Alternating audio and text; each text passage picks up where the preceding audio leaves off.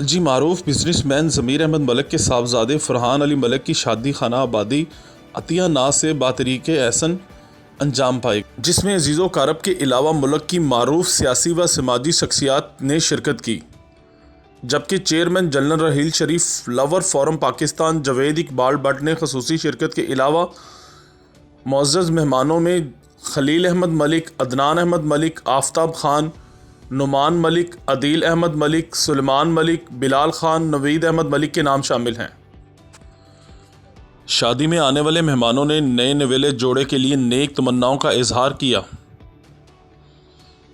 Cameraman Mohsin Rashid के साथ Nasir Mahmood, news world Urdu, Lahore.